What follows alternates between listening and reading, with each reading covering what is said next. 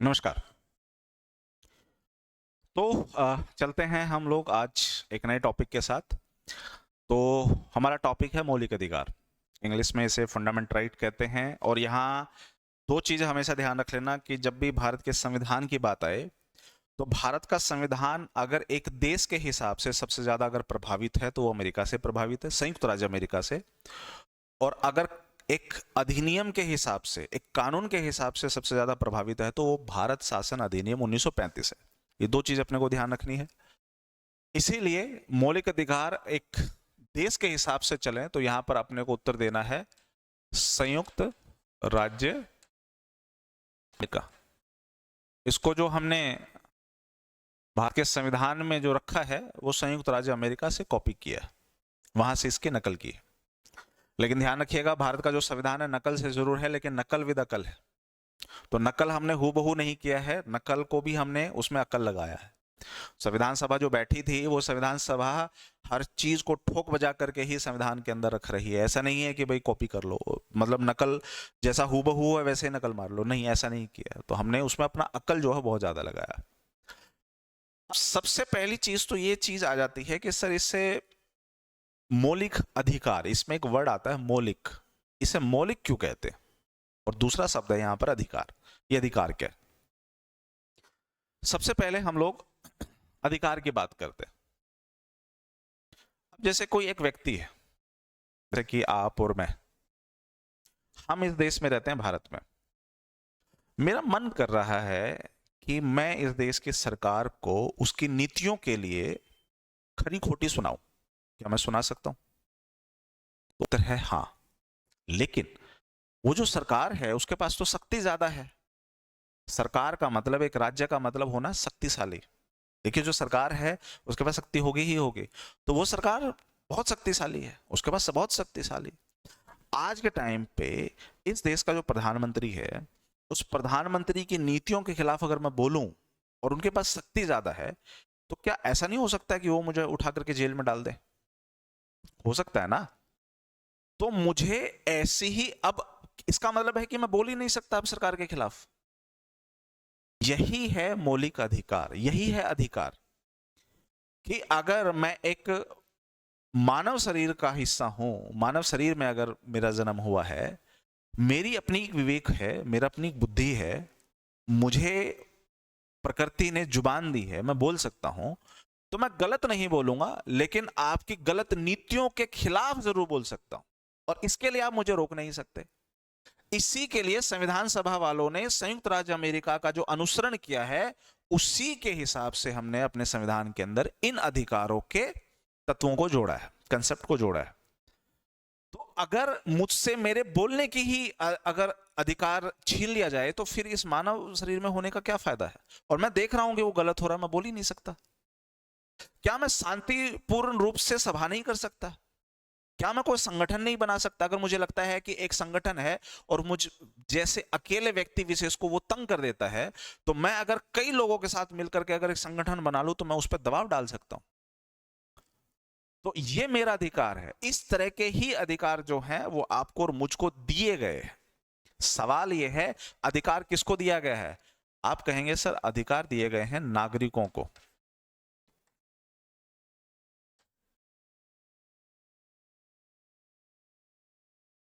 अब आप कहेंगे सर एक मिनट रुकिए, आपने नागरिक शब्द का इस्तेमाल किया है। नागरिक तो दो होते हैं। अब जैसे भारत की बात कर लेते हैं, भारत में एक देशी है और एक विदेशी भी है। अब कोई अमेरिका से आया है तो नागरिक तो सर वो भी है। अब भारत के लोग तो आप और मैं जो देख रहे हैं वो हम देशी हैं, जिसे हम कहते हैं भारतीय नागरिकता जिसके पास है वो देशी हो गया। अब कोई अमेरिका से भी भारत में घूम रहा है, उसको 6 महीने हो गए भारत में रहते हुए। कोई लंदन से भी आया है, ब्रिटेन से, कोई जर्मनी से भी आया है। तो कई सारे विदेशी पर्यटक होते हैं, इंडिया में आते हैं सर और कई दिन रहते हैं। तो जब कई दिन रह रहे हैं तो नागरिक तो वो भी हैं। तो हम यहां पर किस नागरिक की बात कर रहे हैं? तो आपने फिर यहां पर उत्तर देना है नागरिक दो हैं, एक देशी और एक विदेशी।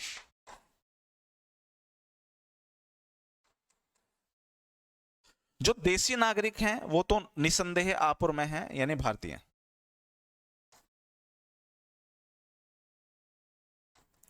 और जब मैं विदेशी की बात करूं तो विदेशी को भी दो तरीके से रखना है अपने को। एक विदेशी वो जो मित्र देशों से, और एक विदेशी वो जो दुश्मन देश के। अब हमारी सरकार ने दुश्मन देश में 3 देशों की कैटेगरी बना रखी है। एक तो चीन को हमने दुश्मन देश बोला हुआ है, हमने बांग्लादेश को दुश्मन देश की संज्ञा दी हुई है, और निसंदेह तीसरा देश पाकिस्तान।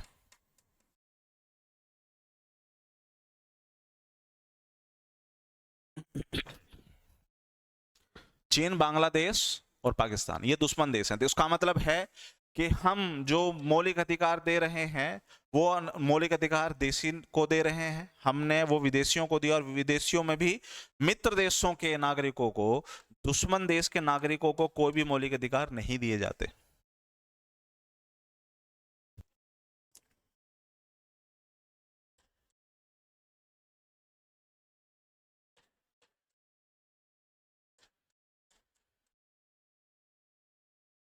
इनको कोई भी नहीं है।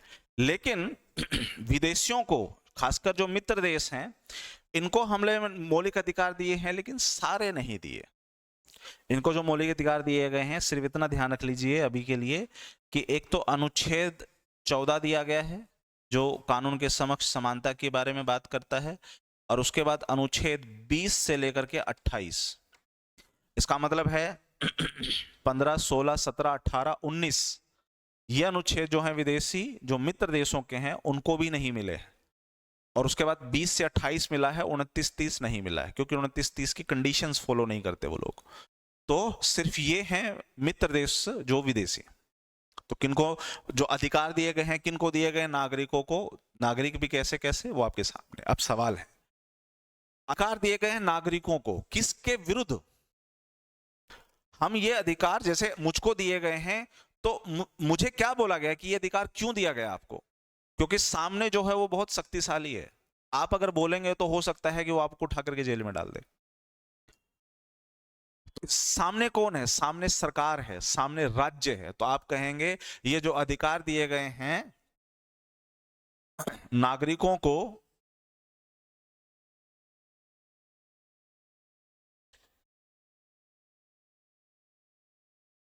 राज्य के विरुद्ध दिया गया।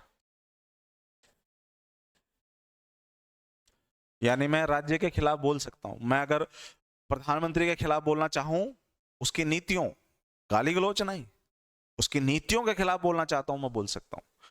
कितना ही शक्तिशाली व्यक्ति हो, जो सरकार के अंतर्गत आता है, जो राज्य के अंतर्गत आता है, मैं उसके खिलाफ उनकी नीतियों की भर्त्सना कर सकता हूं, और इसके लिए वो मुझे जेल में डाल सकते।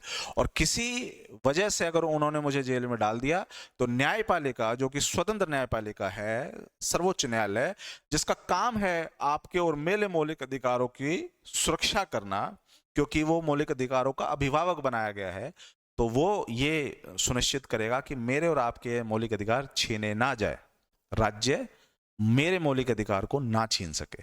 तो अगर उसने मेरी गिरफ्तारी कर भी ली, तो मैं सुप्रीम कोर्ट, सीधे सर्वोच्च न्यायालय का दरवाजा खटखटाऊंगा और देखिए कि संविधान ने जो मौलिक अधिकारों का आपको अभिभावक बनाया है, अब मेरे मौलिक अधिकारों को सुनिश्चित किए दिए। फिर वो राज्य से पूछेगा कि आपने क्यों इसकी गिरफ्तारी की। राज्य अगर उन बिंदुओं को रख दे जिससे यह सत्यापित हो जाए कि इस व्यक्ति ने कुछ गड़बड़ की थी, इसलिए राज्य ने उसको उठा करके जेल में डाला है, तो सर्वोच्च न्यायालय कुछ कहेगा नहीं। लेकिन अगर ये प्रूव करने में, ये सत्यापित करने में राज्य विफल हो जाए कि इसको हमने सही तरीके से कैद किया है, विफल हो जाए, तो फिर उस राज्य को लताड़ भी लगेगी, सुप्रीम कोर्ट फटकार भी लगाएगी, और मुझे बाहर भी निकालेगी, आपको बाहर भी निकालेगी, क्योंकि हमारे मौलिक अधिकार जो हैं खत्म नहीं होने चाहिए। तो ध्यान रखिएगा, अधिकार किसको दिए गए? नागरिकों को। किसके विरुद्ध? राज्य के विरुद्ध। तो हमारे लिए यहां पर सबसे बड़ी चीज क्या है? राज्य।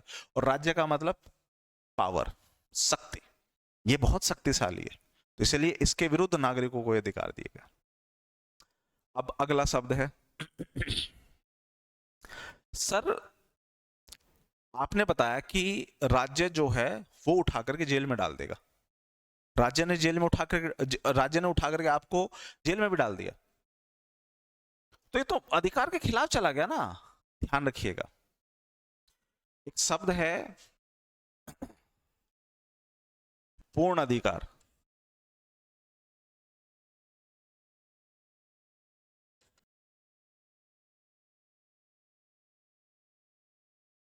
क्या मौलिक अधिकार एक पूर्ण अधिकार है?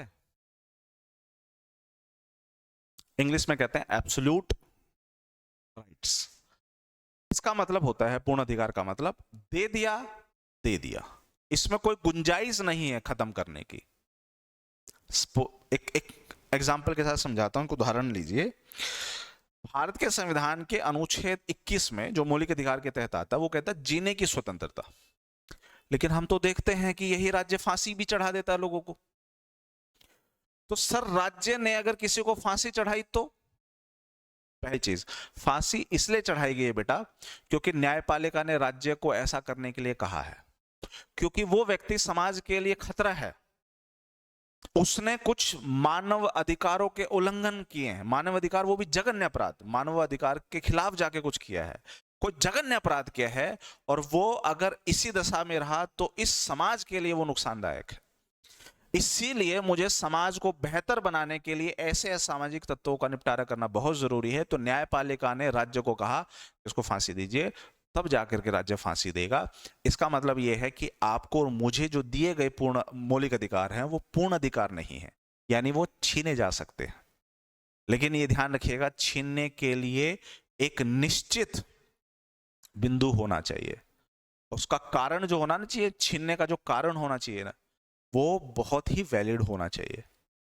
न्यायपालिका को लगे कि जिस कारण से इसको छीना गया है वो बहुत सही कारण है, तो ही छीना जाएगा दोस्त, वरना नहीं छीना जाएगा। क्या क्लियर?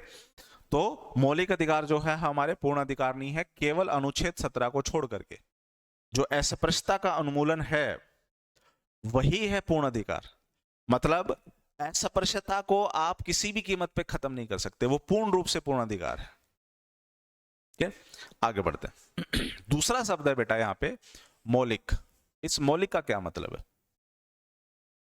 थोड़ा विज्ञान पे चलते हैं।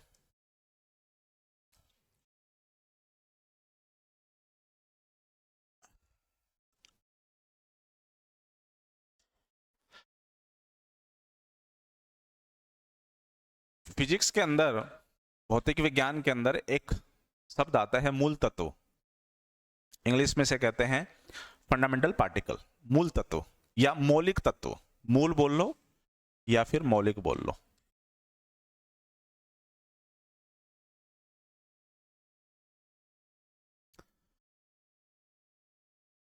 फिजिक्स ये कहती है, भौतिक विज्ञान, कि जो मार्कर है, मार्कर तो नहीं कहेंगे, एक पेन है जो बोर्ड पे चलाने के काम आता है, अगर इस पेन को मैं तोड़ूं, इसको टुकड़े में तोड़ूं, तो इसको पेन को तोड़ते तोड़ते तोड़ते तोड़ते तोड़ते तोड़ते हम एक ऐसी अवस्था में पहुंच जाएंगे कि आगे, उसके आगे इस पेन का वो टुकड़ा नहीं टूट सकता। बोलो हाँ या ना।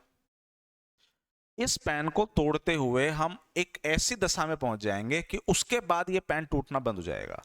जिस अवस्था में पहुंच जाएंगे उस अवस्था को हम यहां पर एक नाम देते हैं अणु,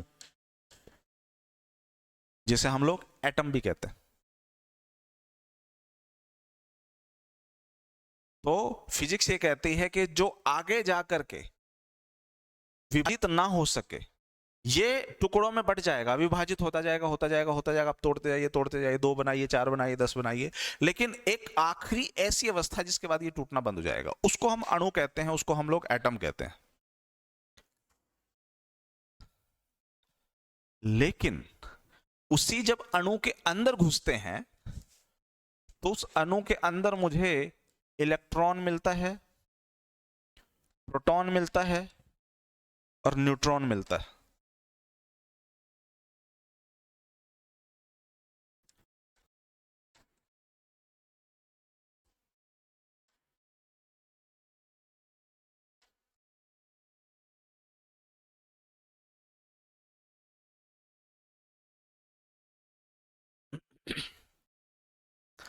अणु के अंदर जो मुझे मिलेंगे वो मुझे ये मिलेंगे। और इन तीनों को हम लोग क्या कहते हैं? इन तीनों को ही तो हम लोग मूल तत्व कहते हैं, फंडामेंटल पार्टिकल्स, मौलिक, मौलिक तत्व। यानी अगर ये नहीं होंगे तो बेटा कोई अणु नहीं होगा, और कोई अणु नहीं होगा तो कोई पेंसिल नहीं होगी, कोई बॉडी नहीं होगी, कोई व्हाइट बोर्ड नहीं होगा, कोई टीवी नहीं होगा, कोई कैमरा नहीं होगा, कोई मॉनिटर नहीं होगा, कोई चश्मा नहीं होगा, कोई फोन नहीं होगा, कोई घर नहीं होगा, कोई एसी नहीं होगा।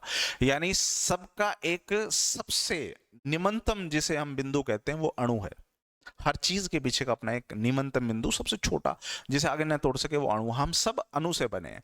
अगर मैं कहूं कि जिस रूम में मैं अभी क्लास ले रहा हूं, ये रूम में ईटों से ही तो ये घर बना है, ये रूम बना है, ये कमरा बना है। तो वो ईंट को आप समझ लीजिए कि वो मूल तत्व है, उसके बिना ये घर नहीं बन सकता। वो एक का महत्व है। तो उसी तरीके से जब उस एक का महत्व है, आप समझिए, जब इलेक्ट्रॉन, प्रोटॉन, न्यूट्रॉन नहीं हो तो अणु नहीं हो सकता। उसी तरीके से अगर ये अधिकार ना हो, अगर ये अधिकार ना हो तो आपका मेरा इस देश में रहना न रहना बात बराबर है। इसलिए इसको बोला गया है मौलिक। यानी इसके बिना आपका और मेरा अच्छा जीवन जो है वो हो ही नहीं सकता। आपका मेरा अच्छा जीवन ही इसलिए है, जिस तरह से अणु में इलेक्ट्रॉन, प्रोटॉन, न्यूट्रॉन है, उसी तरह से संविधान में ये अधिकार है, इसलिए बोला गया है मौलिक। इस बिना आपका और मेरा जीवन अच्छा हो ही नहीं सकता था। इसीलिए संविधान निर्माताओं ने, प्रारूप समिति ने, डॉक्टर भीमराव अंबेडकर ने संयुक्त राज्य अमेरिका के संविधान का अनुसरण करके इस मौलिक अधिकार के तत्व को भारत के संविधान में समाहित किया है। यह कंसेप्ट, यह कंसेप्ट मौलिक अधिकार। तो यानी दो चीजें हमने पढ़ ली कि अधिकार क्या है और मौलिक इसे क्यों कहते हैं। आगे थोड़ा बढ़ते हैं। जैसे ही हम आगे बढ़ेंगे पता चलेगा जो मौलिक अधिकार है इसको हमने एक नाम दिया है मैग्ना कार्टा। इसे संविधान का मैग्ना कार्टा भी कहा जाता है। सवाल यह है कि ये मैग्ना कार्टा क्या? सर इसके लिए मुझे जाना पड़ेगा 13वीं शताब्दी में। इंग्लैंड के राजा के खिलाफ कुछ सामंती लोग हो गए थे। उन सामंती लोगों के पास कुछ मूलभूत अधिकार नहीं होते थे। राजा सर्वोपरि होता था, राजा के पास जो शक्ति होती थी वो असीम होती थी। तो राजा ने फिर उन सामंतों को शांत करने के लिए एक कानून बनाया जो उसने लिखित में दिया था। तो जिस कागज पर उसने वो लिखित किया उसको बोला गया मैग्ना कार्टा। तो इससे पहले लिखित में कुछ नहीं होता था, राजा ऐसा कुछ लिखित में देता नहीं था, तो राजा ने वो लिखित में दिया। आप समझिए लिखित होने का क्या फर्क पड़ता है। अगर आपने एक फिल्म देखी होगी रईस, रईस फिल्म के अंदर जो है, जो इंस्पेक्टर है, जो आईपीएस है, जिसका जो किरदार है वो नवाजुद्दीन सिद्दीकी ने अपनाया है, तो कोई भी पुलिस वाले या कोई पॉलिटिशियन उसे ये कहता है कि भाई ये काम करो, तो वो फट कागज रख देता, बोला लिख के दे दो साहब, कर दूंगा मैं, मुझे कोई दिक्कत नहीं। बोला जी उसको छोड़ दो, उस क्रिमिनल को छोड़ दो, बोला जी छोड़ दूंगा, लिखित में दे दो। तो आप देखिए लिखित में होने का क्या फायदा होता है। सरकारी काम हमेशा लिखित में होते हैं। इसलिए कहते हैं कि अगर आप सरकारी नौकरी कर रहे हैं या करना चाह रहे हैं तो ये ध्यान रख लीजिए, कुछ दुरुस्त हो ना हो, कागज दुरुस्त हो जाए काम खत्म हो जाएगा। कागजों पे खेल होता है सारा, लिखित में खेल होता है सारा। आपने लिखित में सब कुछ मेंटेन कर रखा, टनाटन है, कोई प्रॉब्लम नहीं है।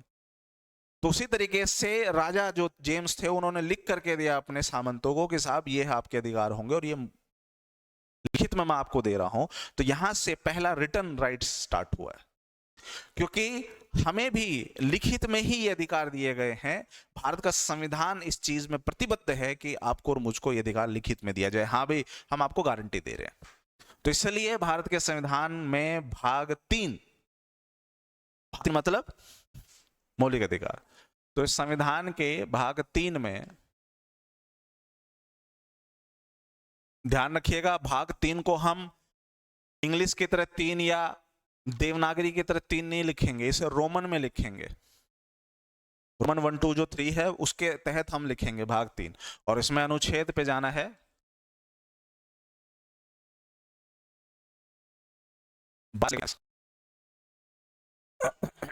भाग 3 अनुच्छेद 12 से 35 के बीच में जो दिया गया है वो मौलिक अधिकार है। लेकिन ध्यान रखिएगा वो मौलिक अधिकार के तहत आता है, लेकिन जब हम कहते हैं ना मौलिक अधिकार, तो दरअसल 12 और 13 अनुच्छेद 12 व 13 अनुच्छेद 33 से 35, ये इनको हम मूल अधिकार नहीं कहते।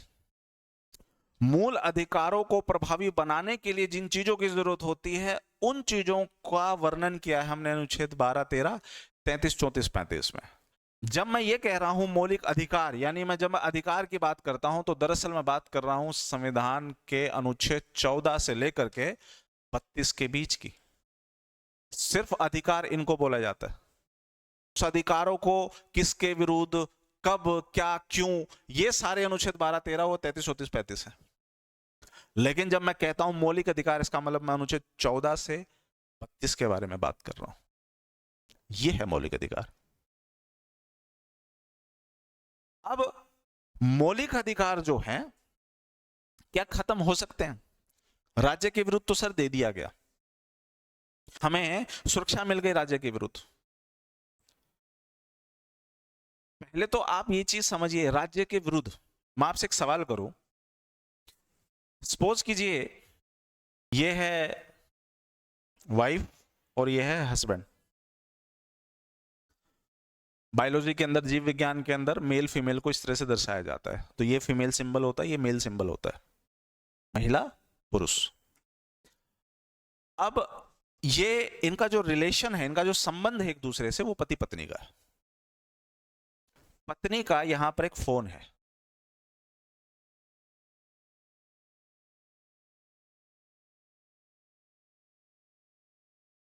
ठीक है साहब। और इस मौलिक अधिकार में अनुच्छेद 21 जो है, अनुच्छेद 21 में साफ लिखा गया है कि जीने के अधिकार में, जीने के अधिकार में निजता भी एक अधिकार माना जाता है। इसे प्राइवेसी इंग्लिश में कहेंगे, हिंदी में इसे निजता बोलेंगे। तो निजता का अधिकार भारत के संविधान के अनुच्छेद 21 में जब जीने के अधिकार को और ज्यादा आप बड़ा करेंगे तो उसमें एक शब्द मिलेगा, निजता का अधिकार। मैं ये कहना चाह रहा हूं कि मान लीजिए कि पति ने पत्नी का फोन उसके बिना ज्ञान के, उसके बिना नॉलेज के, बिना बताए, क्या पति अगर उसके पत्नी के फोन को उसको बिना बताए अगर चेक करे तो क्या यह पत्नी का निजता के अधिकार का उल्लंघन हुआ?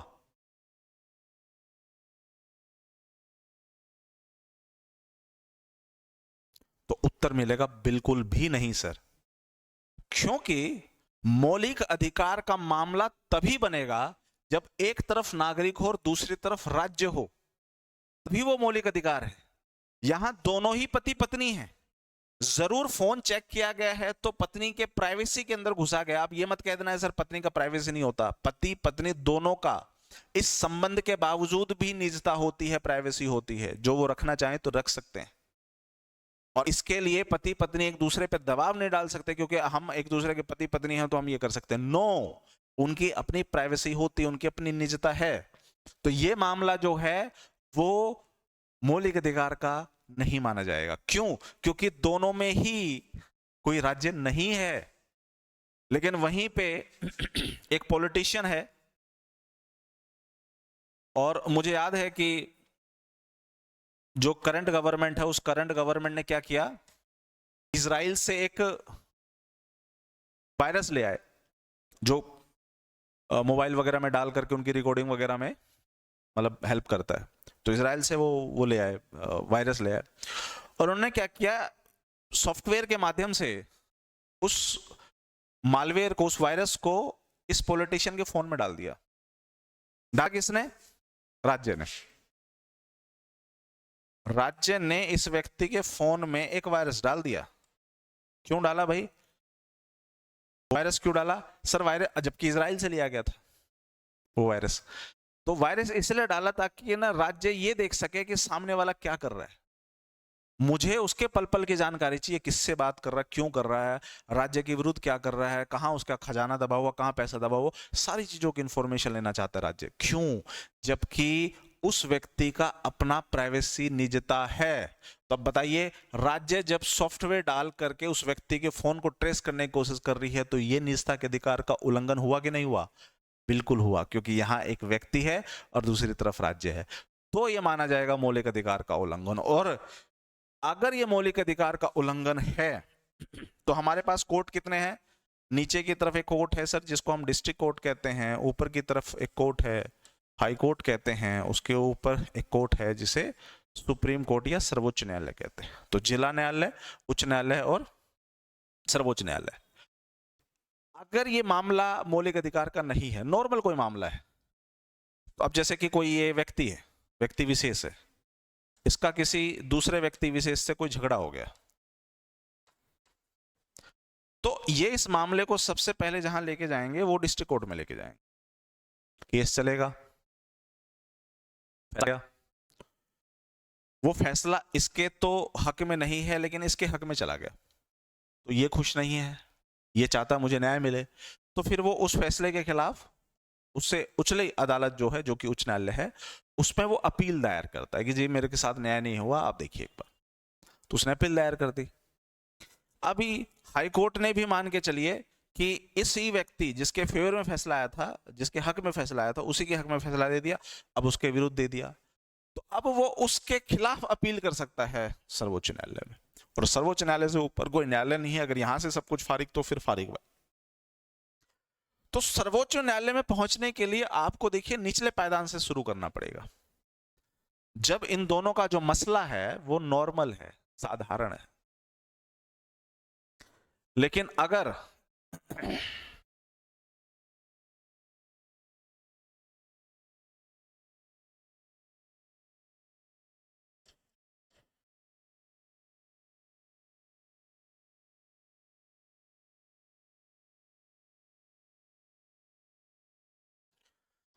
अगर यही मसला इस व्यक्ति का मौलिक अधिकार से जुड़ा होता, तो यानी इस व्यक्ति के मौलिक अधिकार का अगर उल्लंघन किया गया होता, तो ना तो उसे सुप्रीम डिस्ट्रिक्ट कोर्ट में आने की जरूरत है, ना उससे हाई कोर्ट में जाने की ही जरूरत है, इसे सीधे सुप्रीम कोर्ट में जाने की जरूरत है।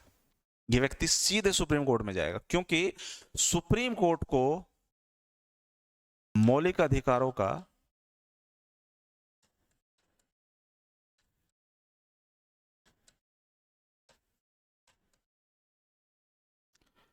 संरक्षक बनाया गया।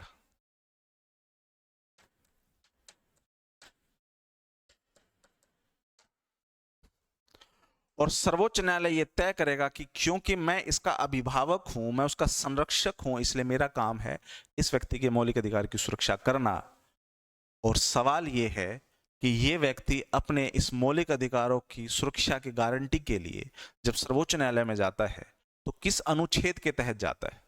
तो हमें यह उत्तर देना है भारत के संविधान के अनुच्छेद नंबर 32 के तहत यह व्यक्ति अपने मौलिक अधिकारों को सुनिश्चित करने के लिए राज्य के विरुद्ध सर्वोच्च न्यायालय का दरवाजा खटखटा सकता है। और यह अनुच्छेद 32 है जो इस व्यक्ति को शक्ति देता है सर्वोच्च न्यायालय में जाने के लिए। अब मान के चलो कि अनुच्छेद 32 गायब है, अनुच्छेद 32 है ही नहीं, मतलब वो व्यक्ति सर्वोच्च न्यायालय में नहीं आ सकता। वो मान के चलो उस व्यक्ति को अगर नीचे से शुरुआत करनी पड़ती तो फिर तो इसके तो मजे हो जाते, राज्य के तो मजे हो जाते। राज्य तो हमेशा स्माइल करता, क्योंकि राज्य के खिलाफ फिर कोई फैसला जाता ही नहीं। सर्वोच्च न्यायालय में सबसे ज्यादा मामले ही राज्य के विरुद्ध हैं। मैं मौलिक अधिकार की बात नहीं कह रहा, मैं सबसे ज्यादा मामलों की बात कह रहा हूं, राज्य के विरुद्ध ही हैं।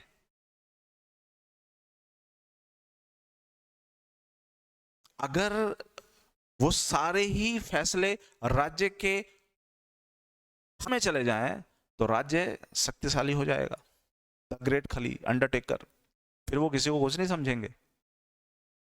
इसलिए ये देखना होगा कि राज्य के विरुद्ध जो मामला आया है वो कैसा है, ये सर्वोच्च न्यायालय तय करेगी। राज्य को मुझे हमेशा खुश नहीं करना है, ये भी देखना है कहीं राज्य उस व्यक्ति के अधिकारों का उल्लंघन कर रहा है कि नहीं कर रहा है। इसको खत्म कर दो तो ये व्यक्ति राज्य के खिलाफ कभी जा ही नहीं पाएगा, और गया भी तो इस तरीके से जाएगा तो राज्य के खिलाफ कभी कोई फैसला हो ही नहीं पाएगा।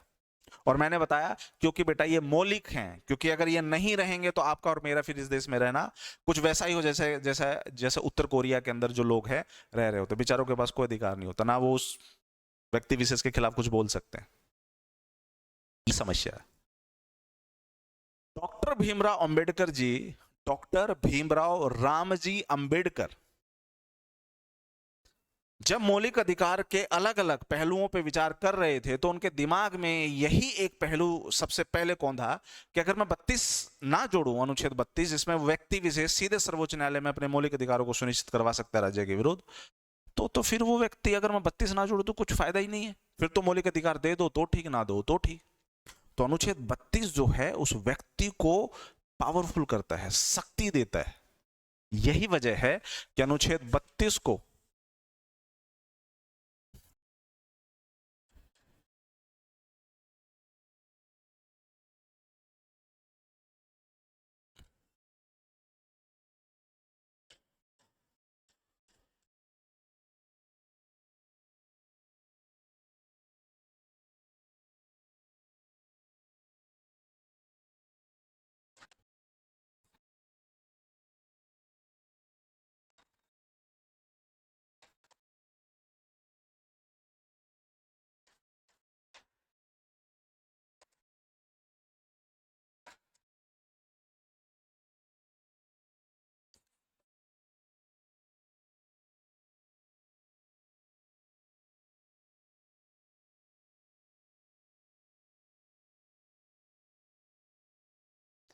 डॉक्टर भीमराव रामजी अंबेडकर,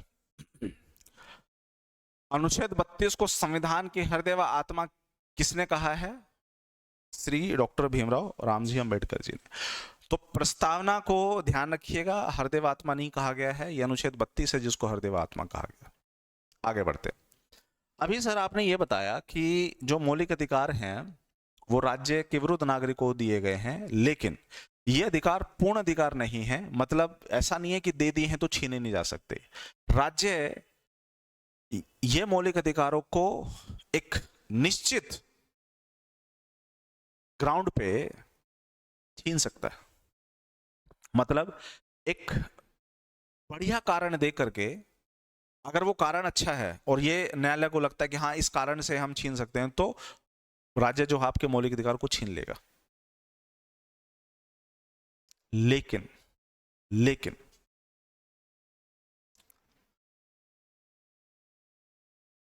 ध्यान रखिएगा, जब इंदिरा गांधी ने इमरजेंसी लगाई थी तो अनुच्छेद 21 जीने का अधिकार भी छीन लिया गया था।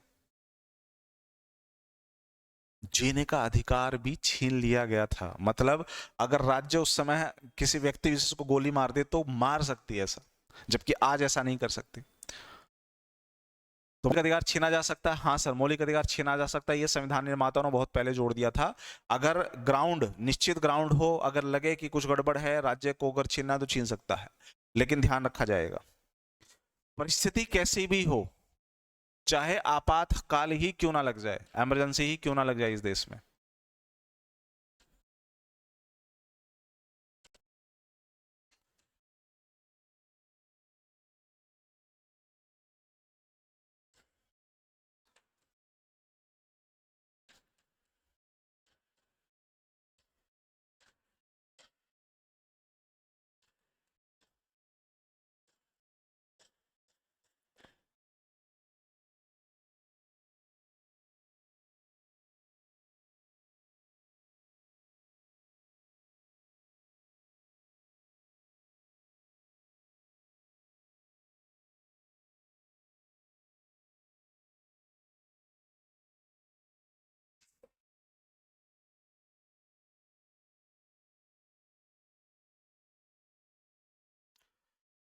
चाहे इमरजेंसी लगा दो, आपातकाल लगा दो, या अन्य कोई परिस्थिति, कुछ भी हो, मौलिक अधिकार के अनुच्छेद 20 व जो 21 हैं,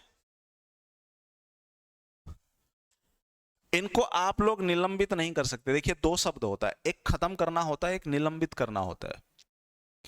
एक होता है पूरी तरह से इरेडिकेट कर दो, एक होता है सस्पेंशन। यहाँ वर्ड है निलंबित। निलंबित का मतलब सस्पेंशन का मतलब, निलंबित सस्पेंशन बात एक ही है, हिंदी इंग्लिश है। इसका मतलब ये है कि हमने एक बार के लिए छीन लिया है। जैसे कई बार ना होता ना कि भाई फलाना जो व्यक्ति है वो अपने गलत कामों की वजह से नौकरी से सस्पेंड कर दिया गया। तो जब हम सस्पेंड कहते हैं इसका मतलब ये नहीं कह रहे कि हम उसकी नौकरी खत्म हो गई। सस्पेंड का मतलब होता है अगर वो सरकारी नौकर है तो उसको आधी सैलरी मिलेगी, उसकी जितनी भी सैलरी आधी है, और वो अपने घर बैठा है।